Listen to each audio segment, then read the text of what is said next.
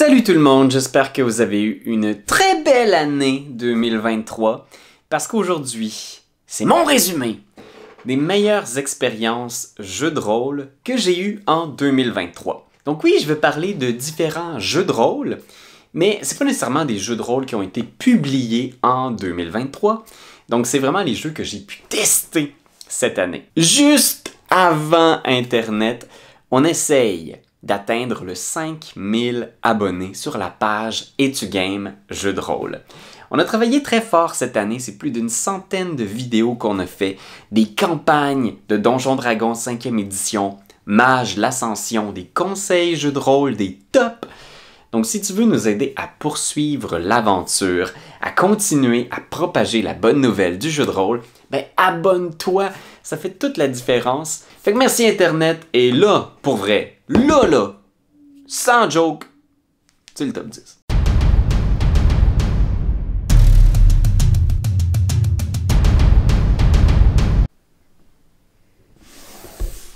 Ok, bon ben là. Alors, en 10e place, on a un jeu qui s'appelle Donjons et Chatons. Le principe ici, c'est qu'on incarne un chat dans un univers qui est un peu... comment dire? C'est un peu les fables de La Fontaine. Fait que c'est un univers d'exploration où c'est que des animaux.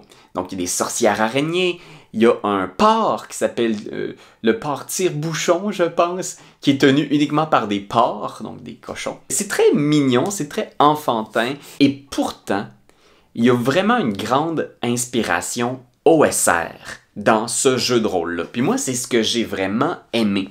C'est que j'ai pu jouer avec ma fille, Muriel, puis lui faire traverser ces aventures-là où elle devait justement négocier avec des marchands de la ville, etc. Mais il y a quand même le petit côté où le jeu, c'est pas qu'il est difficile, c'est pas qu'il est mortel, loin de là. Mais il y a beaucoup de choses qui sont générées aléatoirement. Donc, selon le type de chat qu'on va incarner, on va aussi avoir des accessoires, des items, des pouvoirs. Il y a 3 grandes statistiques dans le jeu. On peut être un chat, je crois, malin, un chat brutal et un chat adorable.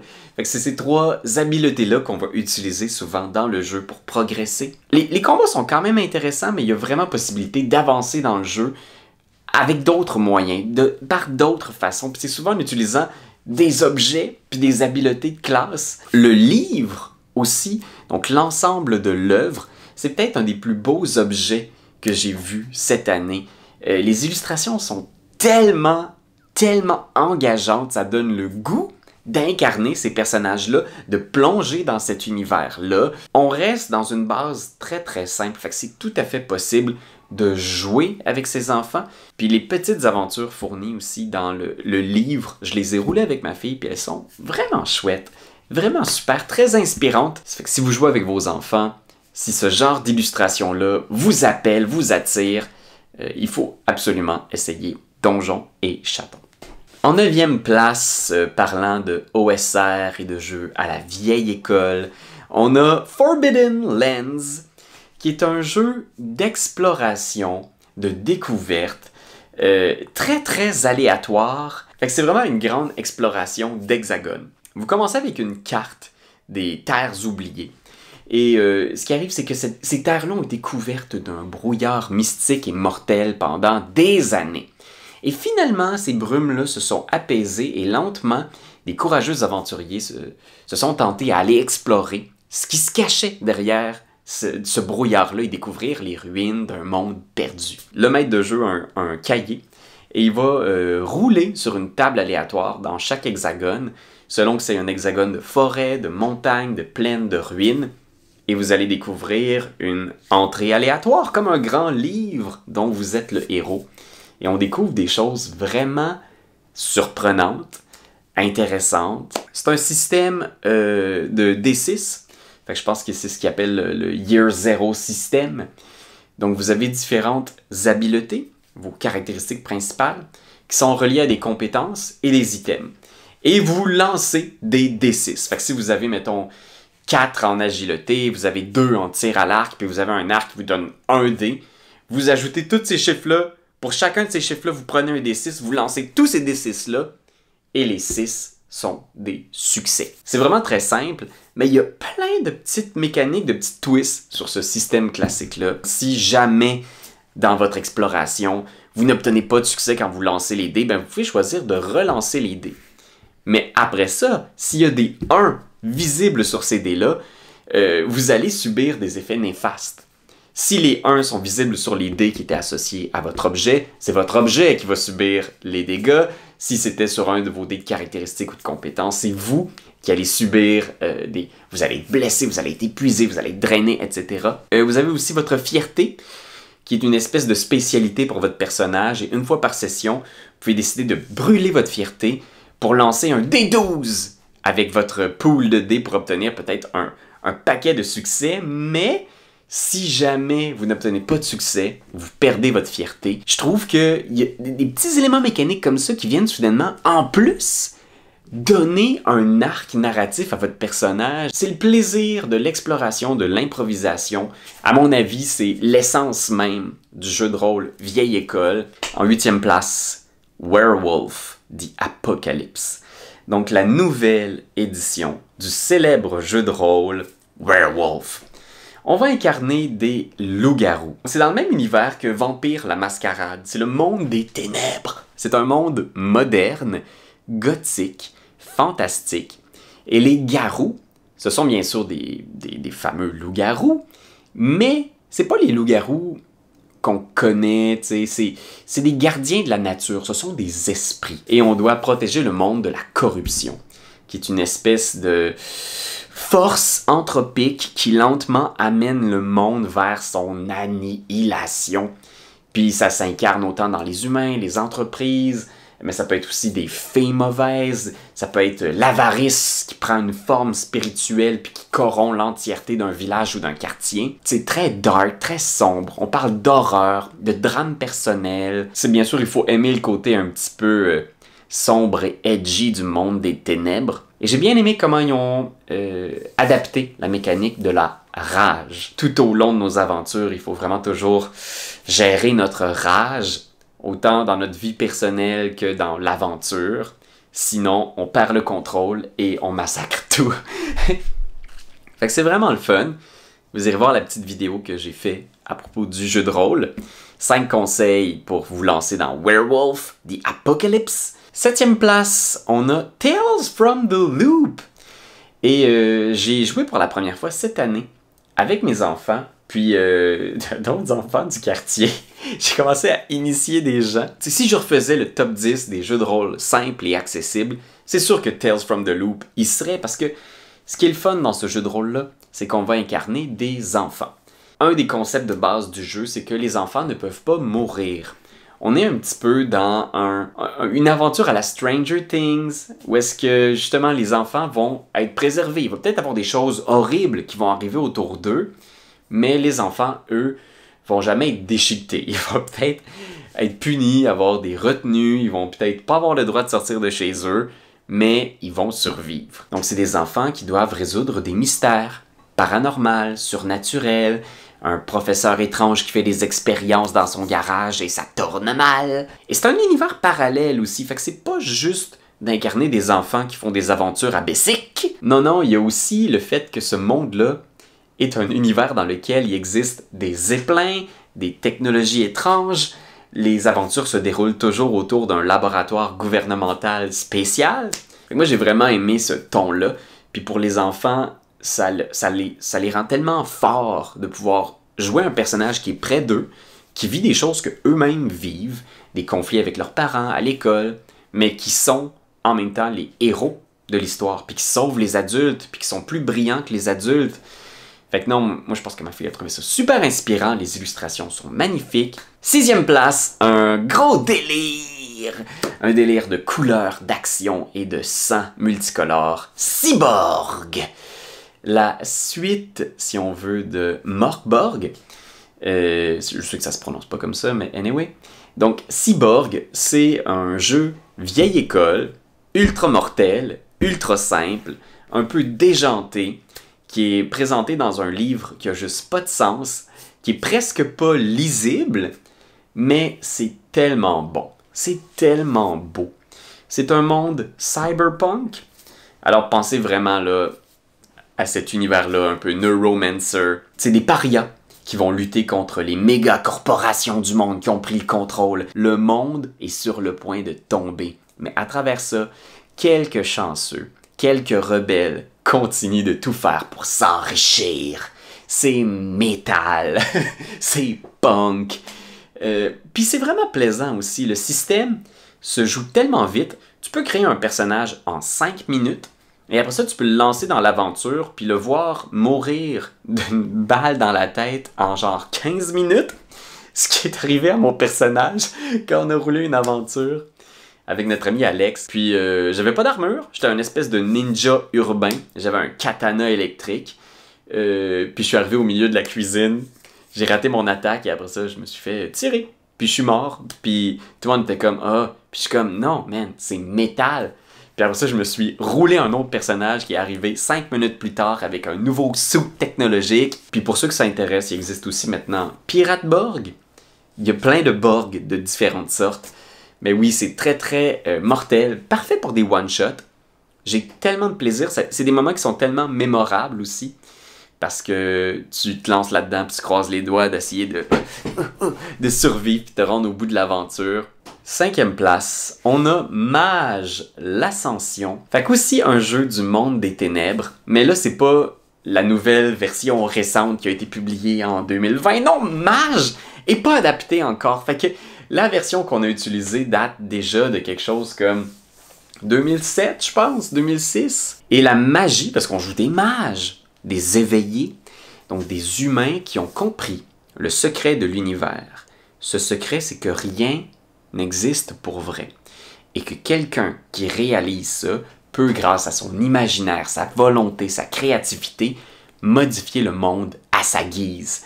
Puis ça, si ça vous excite pas, là, je comprends pas ce qui va vous partir parce que c'est tellement cool! Tout est possible. Donc, selon les sphères que vous contrôlez, vous allez pouvoir, par exemple, transformer le tissu de la réalité, modifier l'esprit des gens, créer la matière, contrôler les énergies. Le seul petit bémol, c'est que vous devez toujours fuir le paradoxe, qui est une espèce de force de la réalité. C'est comme le courant du monde. Tu sais, il y a tellement d'humains qui croient que le monde est réglé par des lois physiques claires, que si vous décidez spontanément de faire le contraire, il est possible que si vous le faites en public, il y a un paradoxe qui s'abat sur vous. Et ça, c'est une valeur qui grandit au fil de vos bêtises magiques. Et un moment donné, le paradoxe peut venir vous éliminer de l'existence. Mais oui, j'ai vraiment aimé Mage. Puis c'est dans le monde des ténèbres, alors oui, il y a de la magie, de l'aventure, du fantastique, des enquêtes. Puis il y a beaucoup des enjeux du jeu qui reposent sur la tragédie de l'existence humaine. Le fait d'avoir ce pouvoir-là, mais de ne pas pouvoir l'utiliser dans toutes les circonstances. Qu'est-ce que ça change aussi sur la vie personnelle de ces gens-là? Fait que j'ai vraiment aimé ça. On a créé une histoire, toute une campagne qui est disponible sur la page, si ça vous intéresse. 4e position. Oh là là! Ça, écoute, j'étais pas sûr de le mettre, mais c'est ça. En 4e position, c'est La Machine. La Machine, c'est un jeu de rôle que j'ai commencé à créer au printemps dernier. Puis c'est un jeu de rôle dans lequel on incarne une escouade de soldats coincés dans un conflit armé.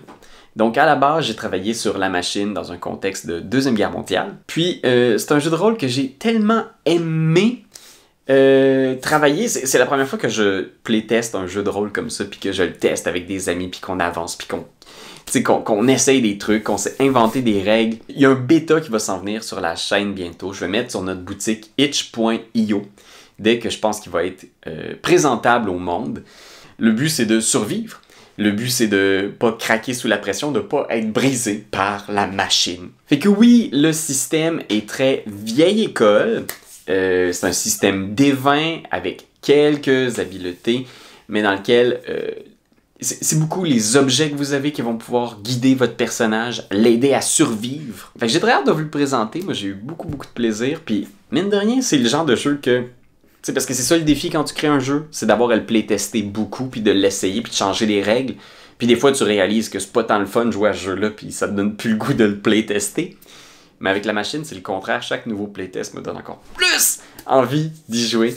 Fait que non, j'ai très très hâte de vous présenter ça.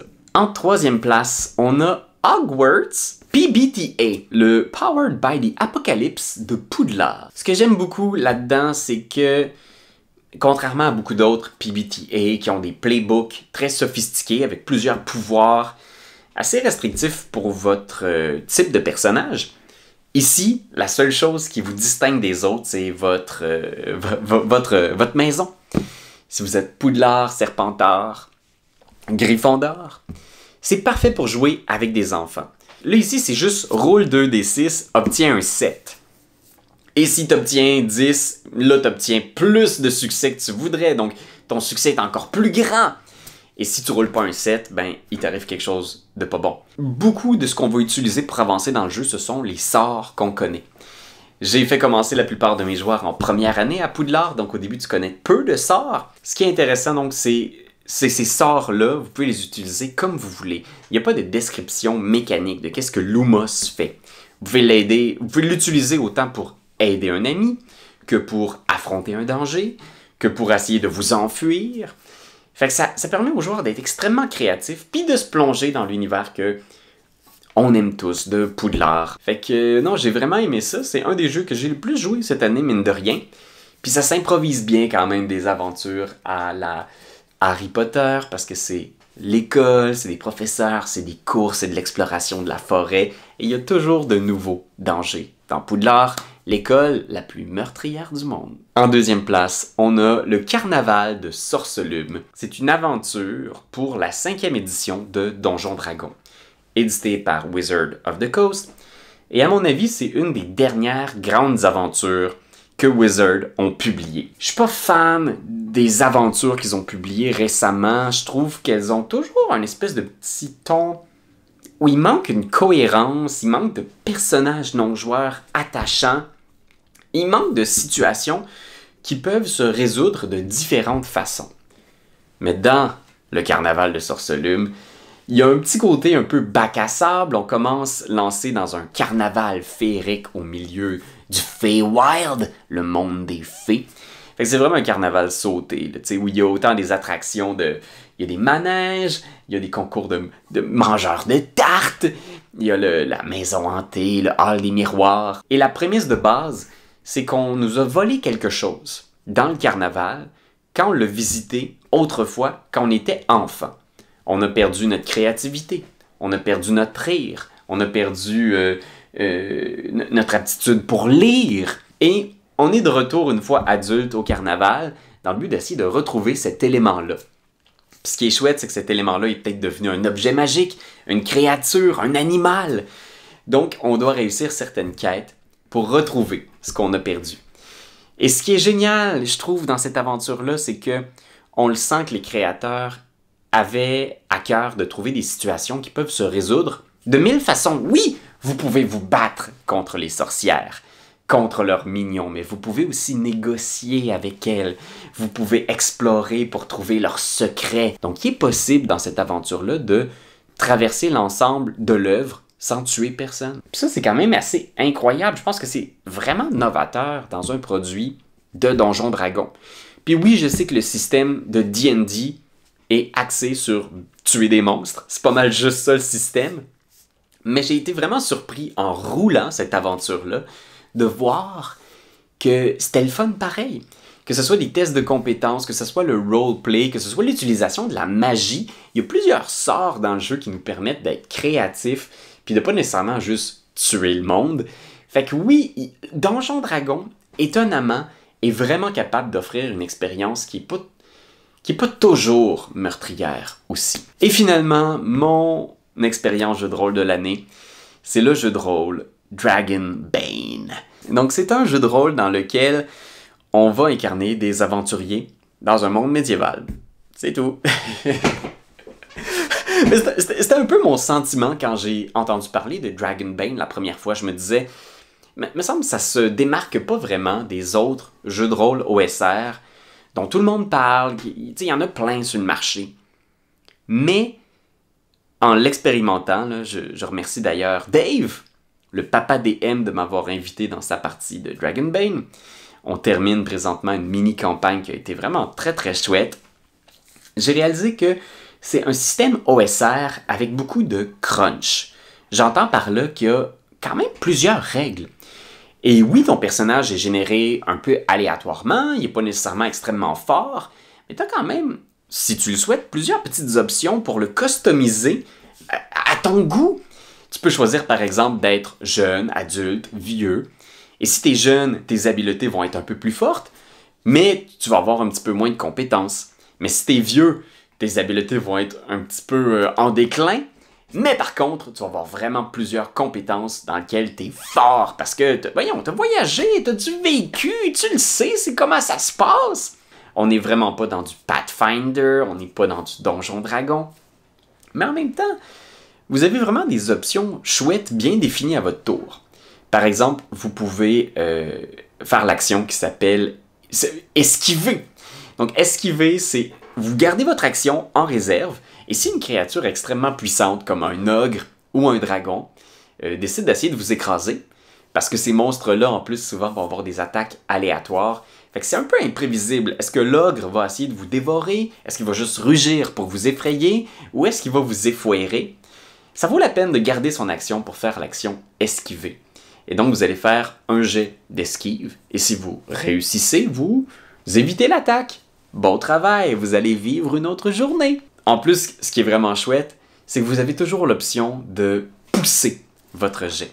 Donc, comme dans d'autres jeux, vous pouvez décider de relancer votre jet, mais en faisant cela, vous allez devoir payer un coût. Vous allez devenir soit épuisé, effrayé, et ces conditions-là vont vous donner des avantages sur un type de jet jusqu'à ce que vous soyez reposé. Fait que ça, c'est vraiment chouette, parce que contrairement à Donjon Dragon, où parfois la seule option que tu as, c'est de rouler ton D20 puis d'espérer pogner quelque chose, ici, tu as quasiment toujours le choix de pousser ton jet, de relancer pour chercher le succès, mais au prix de l'épuisement ou de la confusion. Tu peux même faire une action qui s'appelle ralliement, et tu peux faire un jet de persuasion pour tenter de convaincre quelqu'un qui est en train de mourir de se relever pour venir combattre avec toi. Donc c'est à ce moment-là, si vous réussissez, la personne se lève et elle continue à se battre, même si elle continue à faire des jets de sauvegarde contre la mort. Fait que écoute, j'oserais dire qu'en ce moment, Dragonbane, c'est une véritable option pour Donjon Dragon, qui n'est pas nécessairement juste gonzo, niaiseuse. Oui, bien sûr, il y a des hommes canards dans Dragonbane aussi, fait qu'il y a un petit côté chaotique, loufoque, très années 80. Mais en même temps, t'as vraiment des super belles options mécaniques. Mais oui, c'est vraiment génial. Le starter set est super beau, super généreux, avec des belles cartes. On est vraiment loin du starter set un peu déprimant et gris de Donjon Dragon. Bien sûr, il y a quelques petites affaires. Si vous aimez pas le Roll Under, peut-être que ça va vous déplaire parce que vous aimez ça rouler un 20, vous, je sais. Et il y a quelques petits trucs un peu fiddly. On a cherché des fois un peu dans les règles, mais dans un système avec un peu de règles comme ça, forcément, un moment donné, faut lire des règles, qu'est-ce que tu veux? Fait que voilà, Internet, c'était mon top 10 de mes expériences jeux de rôle de l'année. Je suis très curieux d'entendre quelles sont vos découvertes cette année en 2023. Et qu'est-ce qu'il faut que j'essaye là en 2024? Je veux dire, j'en ai plein des jeux à tester, mais je veux entendre c'est quoi les incontournables qui sont sortis récemment ou pas qu'il faut vraiment que j'essaye. Je vous souhaite une belle fin d'année, je vous souhaite plein de belles parties avec votre famille, vos amis, vos collègues, les gens avec qui vous avez envie de passer du temps puis de vivre des moments d'aventure ou de mystère inoubliables. Bonne année tout le monde, merci d'être là, puis on se revoit la semaine prochaine. Je veux dire, la vie continue. Bye!